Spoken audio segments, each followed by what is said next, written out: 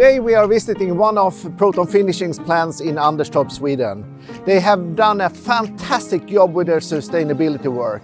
Come on, join me.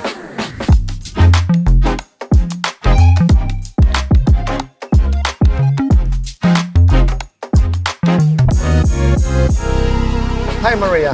Hello. First, can you tell us a little bit about the Proton Group? Proton Group is a family-owned industrial group with headquarters in Värnamo. It has operations in various sectors, risk assessment of machinery, corrosion protection, lighting, pipe bending, pipe installation and surface treatment. Why did you choose to get involved in sustainability issues? Yeah, it started during my study period. In the end, when I was specializing, I was studying chemical engineering with physics at the Technical University of Chalmers. And then in the end, I specialized in energy and energy systems and also in environmental issues. Yeah. And then I started to work and my interest grew and grew because it's a very interesting area. You can do so much. And also that I have my personal drive, so to say, is to try to make some difference, to make the world more sustainable. For Proton, for me, my family, and the surroundings. And actually, this is what we all should do. Yeah. In one way or another. Yeah. If we look at the big picture, can you briefly describe the Proton sustainability model or strategy? We decided to wrap it up and communicate it, and then we did some risk assessment, some stakeholder analysis and materiality analysis, and we got a result of some important sustainability issues from that. And we divided those in the three perspectives of social, environment and economy, not so uncommon. But then we decided in each of these perspectives we want to have two focus areas. So we can really focus on something.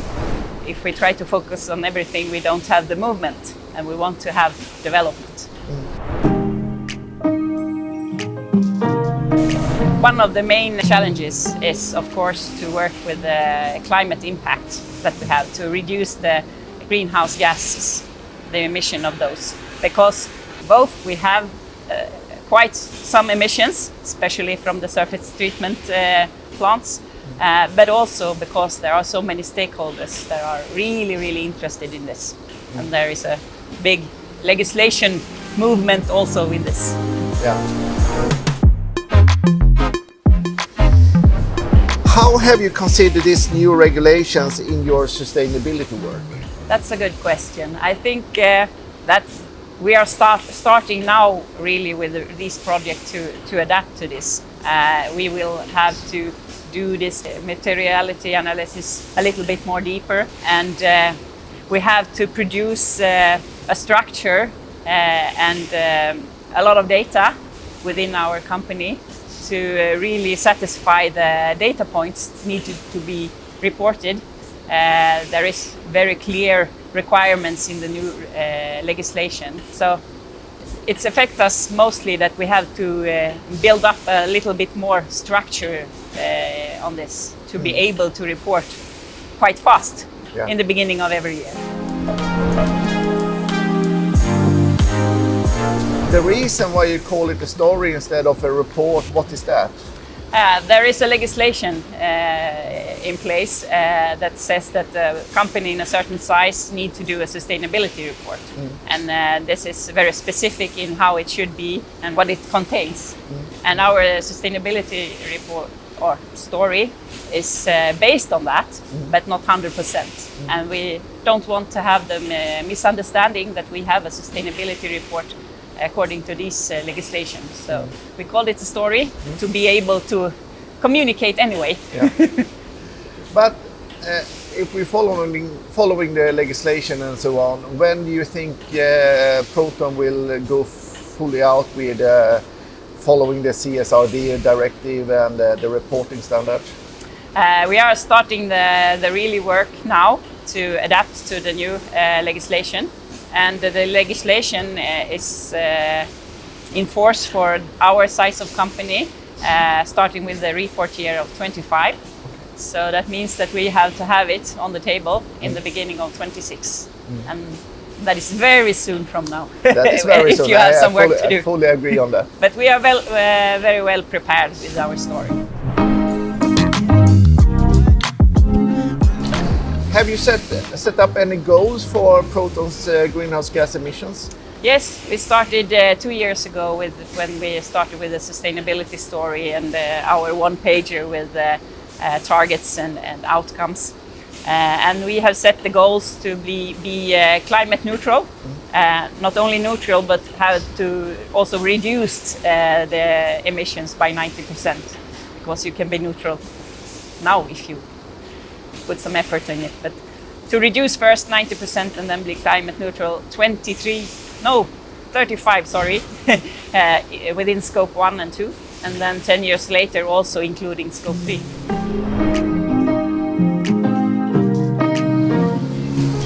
In 2011, you started the work to make the climate calculations for the companies within the Proton finishing following the greenhouse gas protocol.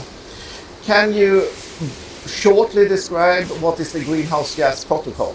The greenhouse gas protocol is international standard, a method to calculate the greenhouse gas emissions in a structured way. And the aim for this model and standard is to give you the base to be able to do some reductions of these gases and also be able to measure the movement, so to say. But can you also tell us what are the greenhouse gases? Yeah, I can. That's good. Yeah, the greenhouse gases are gases emitted from our planet that absorbs energy, and this energy makes the global warming effect on the Earth. And some of these gases are, for example, carbon dioxide, you know that, but also like methane and ozone, and some more. So these are gases that trap the energy in the atmosphere.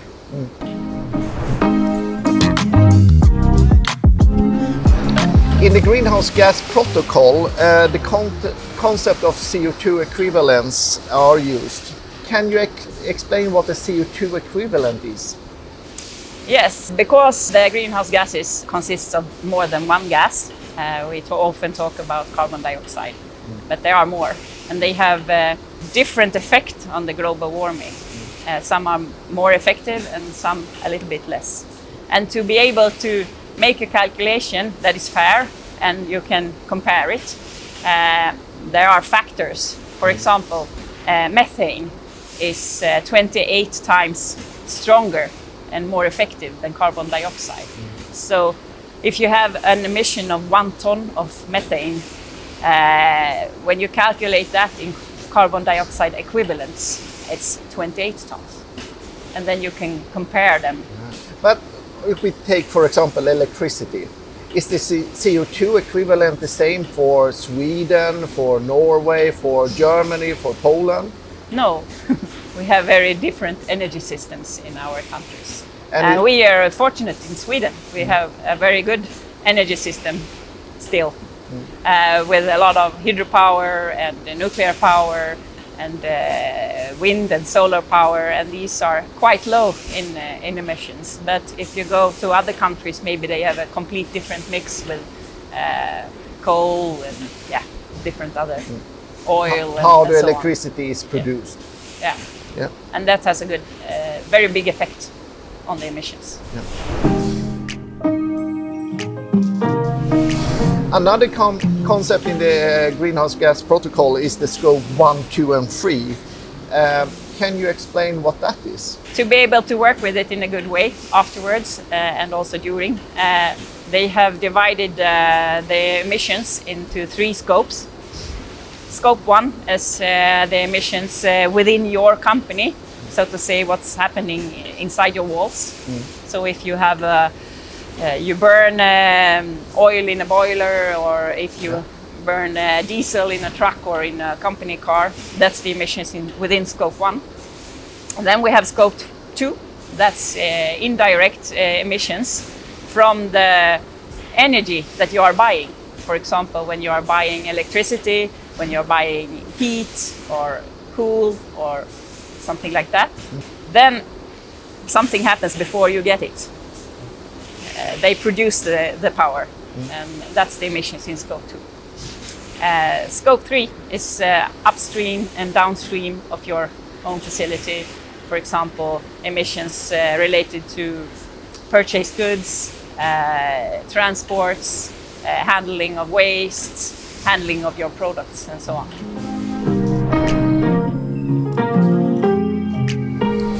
In 2023, all the climate calculations was done within the Proton group. What was the result? You can say that we have two main findings in the results.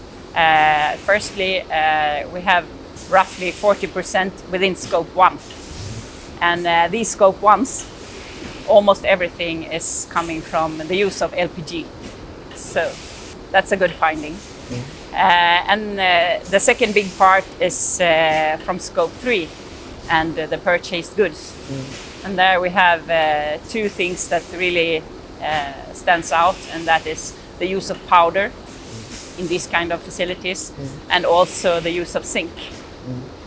So that is the results and the main findings of the calculations. But you also had a really high number there with powder, I remember.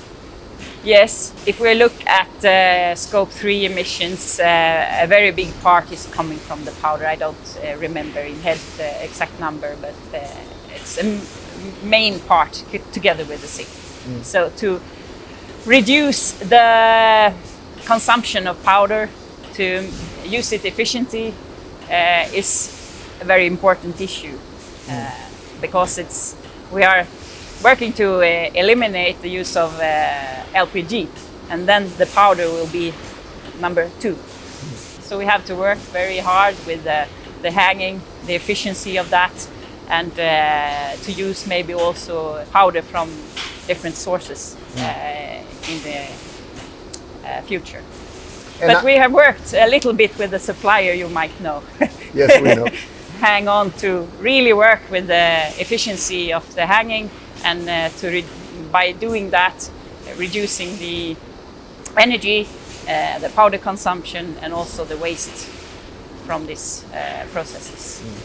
So transfer efficiency in the application and a low amount of waste powder is very important for you here at Proton.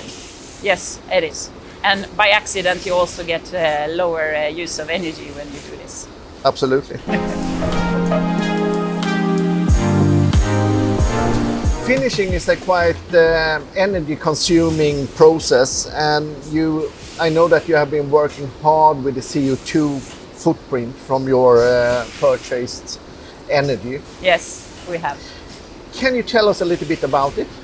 Of course, we work a lot to reduce the consumption of energy. There are many different factors that really drives this thing now.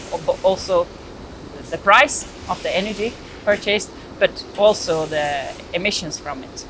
Electricity, we use environmentally certified hydropower, so the climate footprint of our purchase of electricity is very low. But we have to work with it anyway. Every saved kilowatt hour is a good kilowatt hour, so we can use the money for something else, and also use the energy for something else, to the electrification, for example, in the society. But the main focus right now is to reduce the use of LPG, because it's really given us a very big footprint.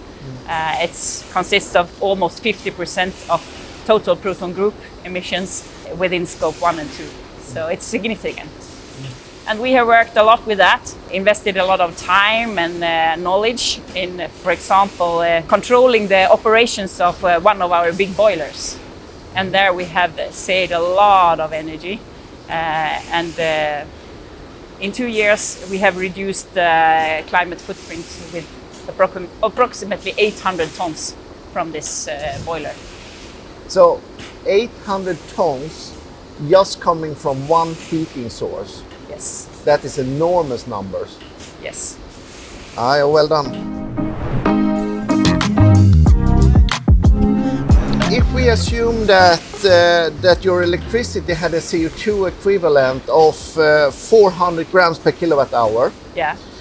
could you give us a rough estimations how it would increase your CO2 emissions? Yeah.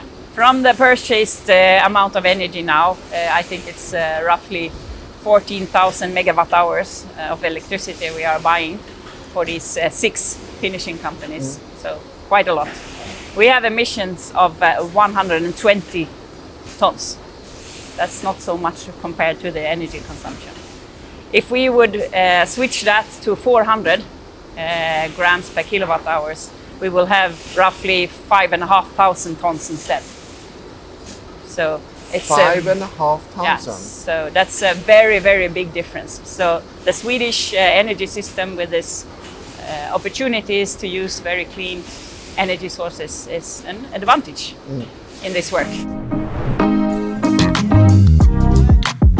We try to take down the total emission in tons to relate it to our production somehow. And because we are a group with very different operations, we have been taking it into relation with worked hours, if you see it for the total group. But every company and area has the opportunity to relate it to something, a factor that is more close to their operation. And for example, the surface treatment plants, they have put this into relation of the surface treated area. So we have an emission for each square meter that we are producing in our factors. And we have reduced it on the Proton group level from, I think it was around 8 to a little bit below 6 grams per worked hour. Now we have been talking about the climate calculations, but maybe more interesting is what is the practical conclusions. What is the prioritized actions for Proton to reduce climate footprint and achieve your goal to be climate neutral, scope 1 and 2, in 2035?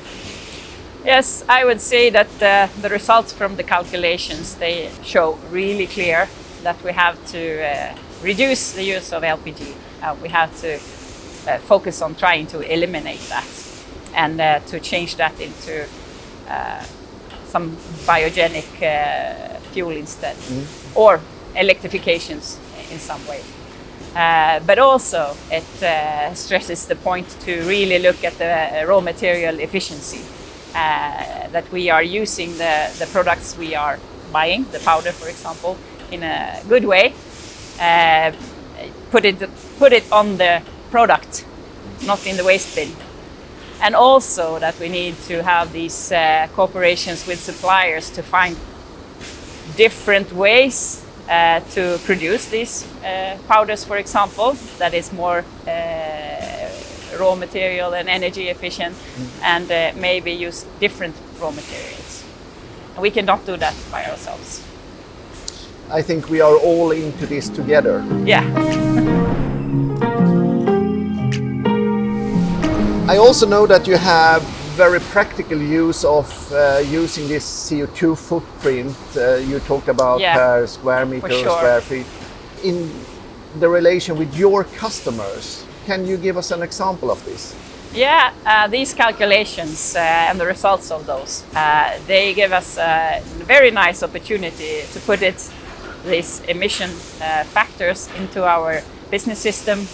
And we are now providing them since almost a year back, our customers, climate footprint on the quotation. So even before they buy the product from us, they know what kind of footprint their surface treatment at Proton will give. And that is a big advantage because the customers are really more clearly asking for it now, and also the legislation will ask for it in the supply chain. So it's perfect to be a little bit ahead. But we also get the opportunity to say this process has this climate footprint. Can you work a little bit with your quality issues, the demands of that, and maybe take that process instead? It has a lower footprint, but it's for certain a very good corrosion protection anyway. Is that sufficient enough? What have been the reactions from your customers when you are providing the CO2 footprint of the coated item?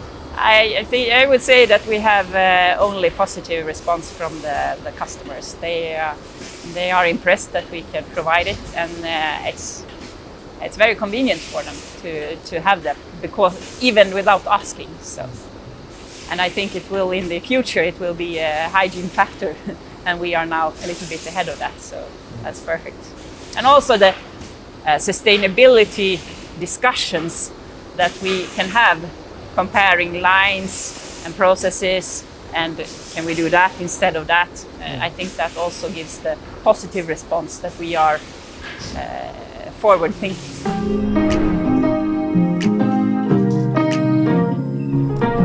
What do you think will be the impact of CSRD for our branch?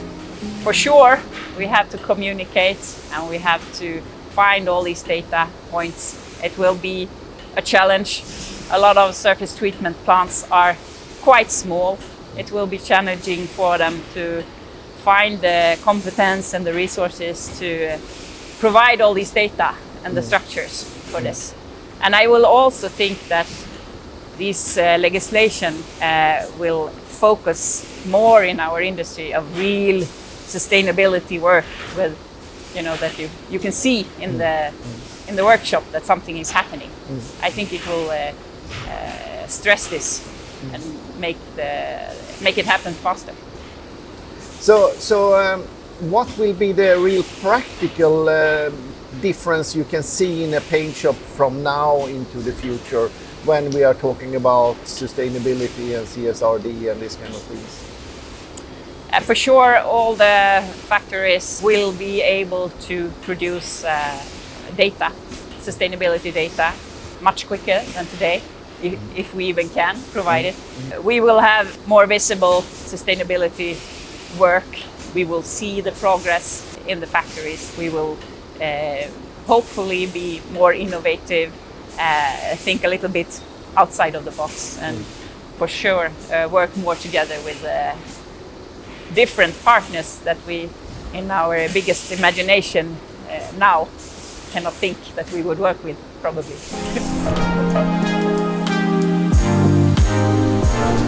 I would say that it is that the demands and the interest is coming from a lot more stakeholders now. In the past, it was mainly the legislators who were interested in what we were doing. Now, almost everybody is interested. Customers, suppliers, neighbors across the street, the society. The new legislation is more extensive and covers more companies, so it will affect almost the complete industry, and it will increase the pace of the development in sustainability issues, and it will put focus on it and to get real action in the operations.